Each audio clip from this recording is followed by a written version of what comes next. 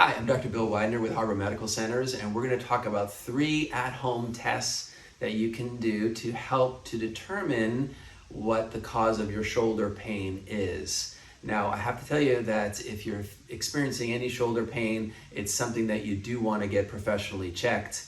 You want to take it seriously. You should have full comfortable range of motion without any noises or clicking or popping or grinding.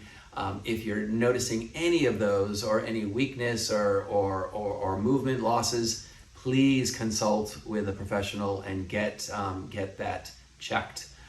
But these are some things that can give you some indicators as to what's possibly going wrong or what's not right. So the first test is range of motion. So what we want to do is we want to be able to, number one, flex the arm up and then all the way down. So you should be able to get it to 90 degrees in flexion. Also, abduction, which is this direction, up to 90 degrees and down. Again, it should be all smooth without any noise or any restrictions. And then the final one is external and internal rotation. Again, those should go to the top and to the bottom. Again, you should feel like that is a smooth, unrestricted movement. The next test that we do is called 𝒔 test.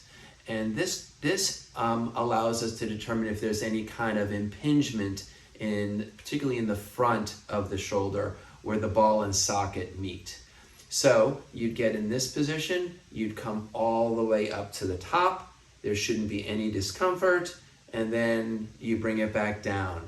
And the front should be healthy, should feel natural. Now, if it's not, that can be a sign of impingement. It can be a sign that there's tissue or arthritis or some internal structural damage there, and it would land right about here. So that's called 𝒔 test. Now, the final test that we're going to be doing is a test that's going to determine what's going on with the rotator cuff group.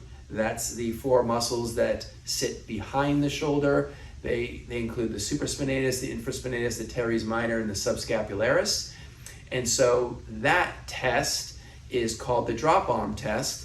And what you'll do is you'll come up to the top and then you'll slowly bring your arm down. When you bring it down, if you notice that you can't control it or it wants to drop or fall, then that can be indication that there's a rotator cuff problem, and by all means you want to make sure you get that assessed. So those are some simple tests that you can do at home. But again, if any of those show a positive, please consult us or another professional and make sure you get that evaluated and diagnosed properly. All right, well, thank you for joining us, and we'll see you soon.